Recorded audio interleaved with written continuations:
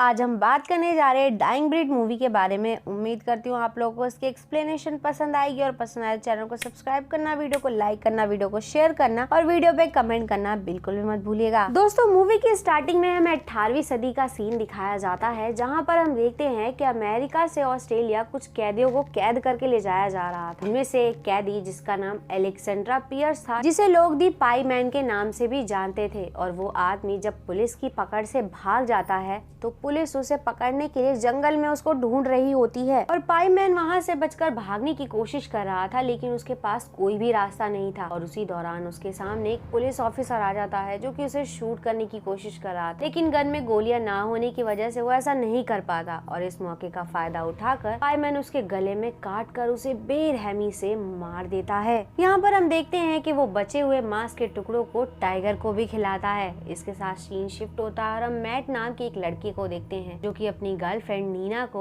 अपने भाई जैक से मिलवाने के लिए लाता है। और यहाँ पर हमें पता चलता है कि नीना तस्मानिया जाकर तस्मानिया टाइगर को प्रूव करना चाहती है कि वो हकीकत में अभी भी मौजूद है, और इसीलिए वो लोग ट्रिप पर जाने का प्लान बनाते हैं। जिसके बाद वो लोग तस्मानिया पहुंच जाते हैं और वहाँ पहुंचने के बाद हमें एक झलक दिखाई जाती है कि नीना के पास उसके सिस्टर की फोटो मौजूद है। इस फोटो से हमें ये पता चलता है कि उसकी सिस्टर यहाँ पर पहले भी आ चुकी है और 8 साल पहले वो इसी नदी में डूबकर बहुत ही बेरहमी से मारी गई थी। नेक्स्ट सीन में हम नीना को देखते हैं जो कि एक मीटिंग कॉन्फ्रेंस में ये बात बताती है कि तस्मानिया में अभी भी वो टाइगर मौजूद है। हालांकि लोग उससे पूछते हैं कि तुम इतनी श्योर कैसे हो, तो वो बताती है कि मेरी बहन ने वहाँ से उन टाइगर के फुटप्रिंट्स मुझे भेजे हैं, इसी वजह से मैं इन टाइगर को लेकर इतना श्योर हूँ। जिसके बाद नेक्स्ट सीन में हम देखते हैं कि वो सभी तस्मानिया पहुँच जाते हैं और वहाँ पहुँचने के बाद एक मोटल में रुकते हैं। और जब वो लोग वहाँ बैठकर बियर पी रहे होते हैं तो नीना वहाँ मौजूद लोगों से टाइगर के बारे में कुछ जानने की कोशिश करती है, लेकिन वो लोग उसे कुछ भी ठीक से नहीं बताते हैं। इसके बाद हमें रात में रेबेका और जैक को दिखाया जाता है जो कि जब एक दूसरे के साथ इंटीमेट हो रहे थे तो उस वक्त उन्हें एहसास होता है कि मानो उन्हें कोई देख रहा है। जब जैक को पता चलता है कि होटल में ही काम करने वाला लड़का उन्हें देख रहा था तो काफी ज्यादा गुस्सा हो जाता है और उस लड़के को मारने के लिए उसके पीछे भागता है और फिर वो उसको बहुत ही बेरहमी से पीटने लगता है। साथ ही वहाँ बंधी हुई वायर से उसको बुरी तरीके से लपेट देता है और वहाँ से चला जाता है। लेकिन तभी हम देखते हैं कि उस लड़के पर लिपटी हुई वायर को कोई अपनी तरफ खींचने लगता है और वो चिल्लाकर ये बात कहता है कि ये कोई और नहीं बल्कि मैं हूँ, जिसकी वजह से वो तार खींचने वाला आदमी उसे छोड़ देता है। नेक्स्ट सीन में हम देखते हैं कि वो चारों अपनी बोट की मदद से जंगल की तरफ निकल पड़ते हैं, लेकिन इस बात से मोटल के मालिक काफी ज्यादा परेशान दिखाई दे रहे थे। इससे हमें पता चलता है कि उन लोगों के साथ कुछ बहुत ही बुरा होने वाला था। इसके बाद जब वो लोग जंगल में पहुंचते हैं तो उन्हें वहाँ पर एक माइन मिलती है, जिस माइन के अंदर वो तीनों तो चले जाते हैं, लेकिन रेबेका जाने से मना करती है। और जब उसके पास कोई भी ऑप्शन नहीं होता और वो देखती है कि उसके आसपास कोई भी नहीं है तो वो भी माइन के अंदर चली जाती है। फिर हम देखते हैं कि नीना जब एक खरगोश की फोटो निकालने की कोशिश कर रही थी तो अचानक से कोई उस खरगोश पर अटैक कर देता है और वो अटैक करने वाला कोई और नहीं बल्कि जैक था। इस बात से नीना काफी ज्यादा गुस्सा हो जाती है तो जैक उसे कहता है कि मैं यहाँ पर तुम्हारी ही मदद करने आया हूँ, अगर मैं नहीं आता तो तुम ये ट्रिप नहीं कर पाती। इस बात से नीना को काफी ज्यादा बुरा लगता है। इधर हमें झलक दिखाई जाती है कि उन लोगों की बोट भी किनारे से बहकर दूसरी तरफ जा रही थी। इसके बाद हमें फिर से नीना की सिस्टर की झलक दिखाई जाती है जो कि खून में लथपथ जंगल में भाग रही थी और 2 आदमी उसका पीछा कर रहे थे। और वो जब ये सब याद करती है कि उसके साथ कुछ बहुत ही बुरा हुआ है और उसको एक बेबी भी है, ये सब याद करके वो नदी में कूदकर अपनी जान दे देती है। फिर हम प्रेजेंट का सीन देखते हैं जहाँ पर मोटल के मालिक की अचानक से आंख खुलती है तो वो अपने पास मौजूद बच्ची को इधर उधर ढूंढने लगता है और वो जब देखता है तो उस रूम में वो बच्ची नहीं थी और उसके पास वही फोटोग्राफ थी जो नीना के पास थी। इससे हमें पता चलता है कि वो जो बच्ची है वो कोई और नहीं बल्कि नीना की बहन की बेटी है। और कैटी को इस बात का पता चल चुका है, इसीलिए वो अपनी मॉम को ढूंढने गई है। पर मॉर्टन की मालिक ये बात कहती है कि हम उस बच्चे को कुछ भी होने नहीं दे सकते। दूसरी तरफ हमें माइन का सीन दिखाया जाता है जहाँ पर हम देखते हैं कि मैट ये बात कहता है कि मुझे बाहर कुछ दिखाई दे रहा है और जब नीना देखती है नीना को उसी टाइगर की झलक दिखाई देती है जिसे वो ढूंढने आई थी। इसीलिए वो उसकी फोटोग्राफ लेने के लिए जब माइन से बाहर निकलती है तो वो सभी अलग अलग होकर उस टाइगर को ढूंढने लगते हैं। और जब रेबेका जंगल में उस टाइगर को ढूंढ रही थी तो अचानक से उसके सामने कैटी आ जाती है जिससे वो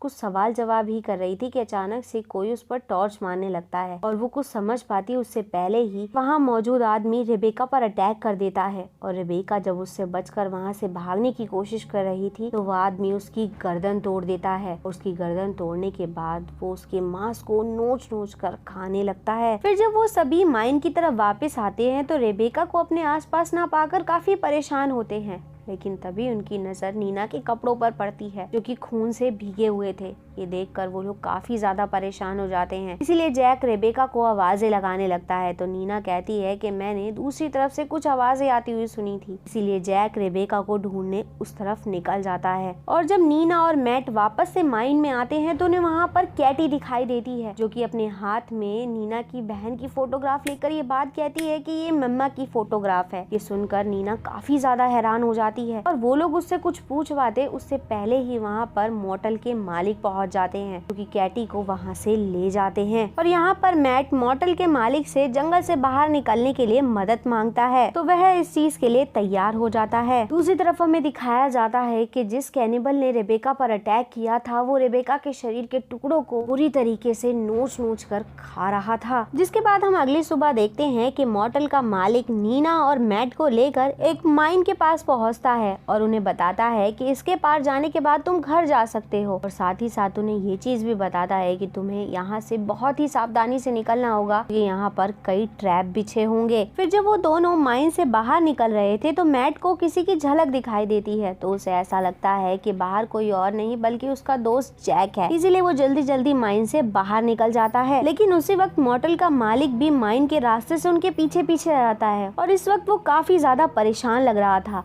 लेकिन वो बाहर आने के बाद एक बात कहता है कि हमें ऐसा करने की कोई जरूरत नहीं है, हम अपने रूल बदल भी सकते हैं। लेकिन तभी उस पर कोई अटैक कर देता है और उसे बेरहमी से मार देता है। इसके बाद हमें फिर से मैट और नीना को दिखाया जाता है जो कि जंगल में आगे बढ़ते हैं तो उन्हें मांस का टुकड़ा मिलता है जिसे देखकर वो काफी ज्यादा घबरा जाते हैं। वहीं दूसरी तरफ जैक गलती से हार्वे पर तीर चला देता है जिसके चलते वो जख्मी हो जाता है और जिसके चीखने की आवाज सुनकर मैट और नीना भी वहाँ पहुँच जाते हैं। फिर मैट वहाँ पहुंचकर हार्वे के चेहरे से तीर निकाल देता है और क्योंकि वहाँ पे रेबेका के कपड़े मिले थे इसलिए वो लोग रेबेका को ढूंढने के लिए आगे निकल पड़ते हैं। और जब उन्हें सामने एक कैबिन दिखाई देता है तो जैक और मैट उस कैबिन के अंदर चेक करने के लिए पहुंचते हैं तो उन्हें चारों तरफ मीट के टुकड़े ही टुकड़े दिखाई देते हैं जो कि काफी ज्यादा घिनौना था। लेकिन जब जैक कैबिन के दूसरी तरफ आता है तो देखता है कि रेबेका की डेड बॉडी की कंडीशन बहुत ही बुरी थी और उसे एक हुक की मदद से लटकाया हुआ था। ये देखकर उसे बहुत ही ज्यादा गुस्सा आता है और वो जोर जोर से चिल्लाने लगता है और क्योंकि इस दौरान वो पूरी तरह से बेकाबू था इसलिए वो एक ट्रैप में फंस जाता है। हालांकि मैट उसे बचाने की कोशिश करता है लेकिन वो इस चीज में पूरी तरह से नाकाम रहता है। और जब वहाँ पर नीना आती है तो वो उसकी ऐसी कंडीशन देखकर बहुत ही ज्यादा दुखी होती है। जिसके बाद मैट नीना को वहाँ से चलने के लिए कहता है लेकिन जब नीना वहाँ से नहीं जा पाती तो मैट उसे वहीं पर छोड़कर गाड़ी लेने चला जाता है। फिर जब नीना हार्वे को चेक करने के लिए कैबिन में पहुँचती है तो कैनिबल उस पर पीछे से अटैक करके उसे पकड़ लेता है। हालांकि इस दौरान हार्वे भी उसे नुकसान पहुंचाने की कोशिश करता है लेकिन वो कुछ कर पाता उससे पहले ही नीना एक चाकू से उस पर अटैक करके खुद को छुड़ा लेती है और उसके चीखने की आवाज सुनकर मैट भी वहां पर पहुंच जाता है। लेकिन उसके पहुंचने तक वो लोग वहां से जा चुके थे इसलिए वो वहां रखी कुल्हाड़ी उठाकर कैबिन के अंदर बने बेसमेंट में जाता है और वो जब बेसमेंट में आगे बढ़ता है तो वो देखता है कि बाहर कोई भी रास्ता नहीं है और वो एक माइन है। लेकिन जब वो वहां से देखता है तो उसे ब्रिज के ऊपर नीना दिखाई देती है जिसके पास वो पहुंचने की कोशिश करता है। लेकिन उसी दौरान हम देखते हैं कि नीना के पास हार्वे और वो कैनिबल बढ़ने लगते हैं। ये देखकर वो काफी ज्यादा घबरा जाती है और उसके सामने वही मंजर आ जाता है जो उसकी बहन के साथ हुआ था क्योंकि उसे सब याद आता है कि किस तरीके से उसकी बहन को बहुत ही बेरहमी से टॉर्चर किया गया था और यही वजह थी कि उसने सुसाइड कर लिया था। इसीलिए नीना भी वहाँ से कूदकर जान देने का फैसला करती है। पर तभी हम देखते हैं कि वहाँ पर मोटल की ऑनर पहुंच जाती है जो कि उस कैनिबल पर पीछे से अटैक करके उसे बेरहमी से मार देती है। जिसके बाद मैट वहां पर पहुंचता है और जब नीना उसे वहां पर नहीं मिलती तो वो बहुत ही ज्यादा गुस्सा हो जाता है और इस बात के लिए वो ओनर को ब्लेम करने लगता है और मैट के देखते ही देखते वो अपने हाथ में लिए हुए चाकू से अपना गला काट कर खुद की जान ले लेती है। इसके बाद नेक्स्ट सीन में हम देखते हैं कि टाउन में पुलिस आती है और नीना की डेड बॉडी ढूंढने की कोशिश करती है लेकिन उन्हें कोई भी डेड बॉडी नहीं मिलती है। इस बात से मैट काफी ज्यादा दुखी था और फिर जब वो वहाँ से जाने लगता है तो हार्वे उसे गुड बाय बोलता है। लेकिन हम देखते हैं कि जब मैट गाड़ी में बैठता है तो अचानक से उसकी बॉडी फ्रीज हो जाती है। इस बात से वो समझ जाता है कि उसने जो अभी चाय पी थी